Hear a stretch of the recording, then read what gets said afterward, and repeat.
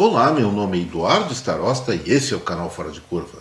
Gente, hoje, 18 de outubro, vamos trabalhar com três informações e ainda bem que são três informações positivas, não só para o Brasil, como também para a economia mundial. Em primeiro lugar, vamos focar aqui no nosso paizinho, mas antes disso, não esqueça, vamos deixar o botão no like, clicar no like e também se inscrever aqui no Fora de Curva, quem não é inscrito, evidentemente. Então vamos lá, gente. Conforme eu antecipei ontem no quadro que vem por aí do Fora de Curva, de segunda-feira, hoje foi divulgado o IGP-10, que é o Índice Geral de Preços da Fundação Getúlio Vargas, que vai medir a inflação do dia 11 de setembro até o dia 10 de outubro. O que nos importa, no fundo, aqui é que esse indicador já nos dá uma antecipação do que pode vir a ser a inflação fechada de outubro. E o resultado foi bem interessante. Pelo terceiro mês consecutivo houve deflação e nesse caso agora em outubro foi de 1,04%. Um pouquinho mais pronunciado então do que o resultado referente a setembro, que foi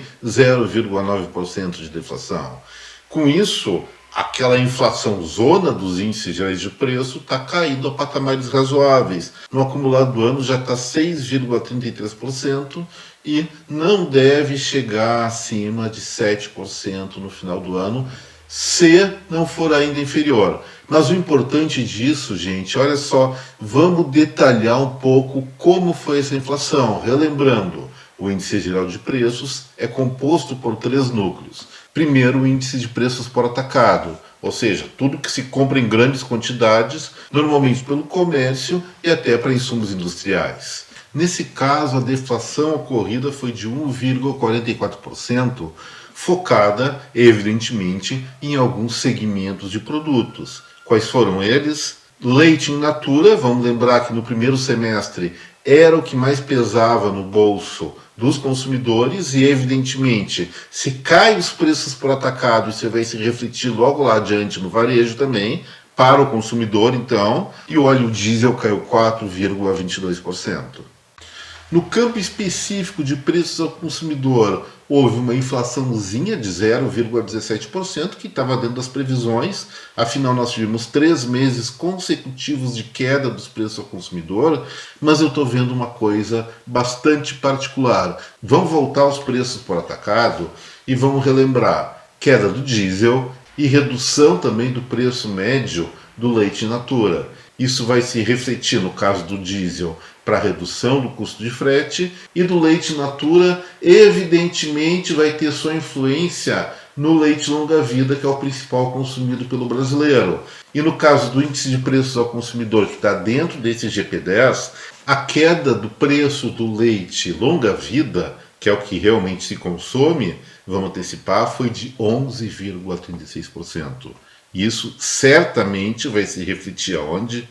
Quando sair o IPCA 15 e o IPCA fechado do mês de outubro, que é a inflação oficial brasileira, o que nós podemos esperar? Provavelmente mais um mês de deflação, bem menor do que nos meses anteriores, mas por esses dados por atacado e pelo comportamento dos preços ao consumidor, pelo menos nos últimos 20 dias de setembro e primeiros 10 dias do mês de outubro, mostra sim que nós poderemos ter mais um mês, o quarto mês consecutivo de deflação ao nível do consumidor medido pelo IPCA, que é o índice, como eu falei, oficial da inflação brasileira. Isso aí vai resultar no quê?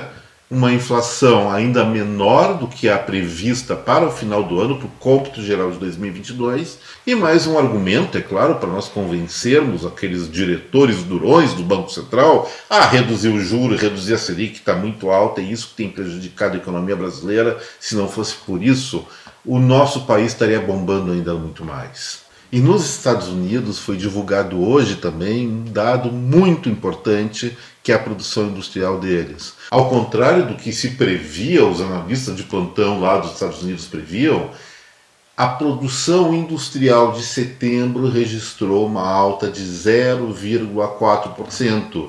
E isso é muito. A utilização da capacidade instalada norte-americana, ou seja, o quanto do potencial da indústria, da produção industrial, efetivamente está sendo usado naquele país, aumentou para 80,3%, ou seja, só 0,2 ponto percentual a mais do que aconteceu em agosto. Mas isso mostra o que, gente?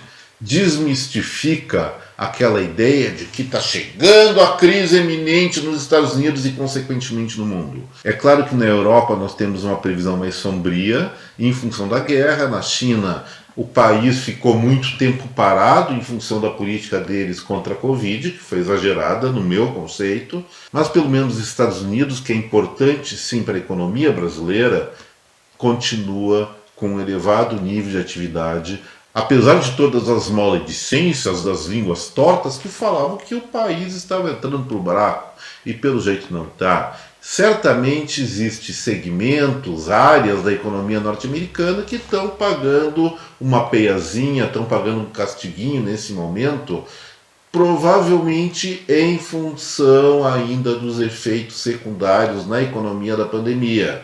Mas, pelos indicadores objetivos que nós temos, que é emprego e produção, as coisas continuam por lá muito bem, obrigado. E a última informação, que é muito importante para o Brasil, mas vem do mundo, diz respeito ao preço do petróleo no mercado internacional. Nós podemos ver em todos os jornais, especialmente aqueles mais panfletários, que logo logo vai ter muita pressão para os preços dos combustíveis subirem aqui no Brasil em função da alta do preço internacional. Vamos lembrar o seguinte, pessoal. Teve sim uma crise especulativa semana retrasada e semana passada. Eu avisei que era especulativa, e se é especulativa significa que logo logo ela voltaria ao normal, e está voltando. Vamos lembrar que alguns dias atrás o preço do petróleo Brent estava beirando de novo os $100 o barril. E falaram defasagem de 15%, outros um pouco mais, um pouco menos, dentro do comércio interno aqui do Brasil. Mas vamos tocar em dois assuntos. Primeiro, de lá para cá, olha só o que aconteceu. O preço do petróleo recuou para $90,52. Eu estou falando ainda, não fechou o mercado, estou falando das 17 horas e 45 minutos de hoje. Isso significa um recuo de 1,2% em relação ao dia anterior e, pelo jeito, é uma tendência de acomodamento um pouco abaixo desse patamar. Por outro lado, uma outra pressão que existiria para aumentar o preço dos combustíveis seria a desvalorização do real, que ocorreu também na semana passada e retrasada, mais na semana retrasada, é verdade, e que aos poucos, como nós antecipamos aqui no Fora de Curva, ia sendo recomposta. Hoje, no mercado de câmbio, o dólar em relação ao real está fechando próximo a $5,24, uma queda de 0,8% em relação ao dia anterior e em patamares bastante inferiores ao que nós registrávamos 2 semanas atrás. E se o real se valoriza, o preço do petróleo cai, resultado frigir dos ovos é que a pressão sobre alta do preço dos combustíveis se elimina ou se minimiza. E daí vão falar, não, mas no ano que vem, quando acabar essa história de ICMS mais barato, o preço do petróleo, o preço da gasolina, da energia e da telefonia vai subir de novo. Olha, matematicamente até pode ser, mas vamos lembrar o seguinte, qual é o governador de estado que vai, pelo menos uma talagada só, de uma vez só, retomar o imposto proibitivo de 25% de produtos tão essenciais? Acho muito difícil. É mais provável que haja uma nova negociação entre Presidência da República e Congresso Nacional para manter esse tributo baixo, com alguma forma de compensação aos estados também em 2023. Então, gente, o Fora de Curva hoje encerra com uma perspectiva bastante animada, e já que está animada a coisa, vamos lembrar de novo, botando no like, compartilhe esse vídeo e se inscreva aqui no nosso canal. Então, muito obrigado pela atenção, especialmente daqueles que assistiram o vídeo até o final. Um forte abraço em cada um, até breve, tchau!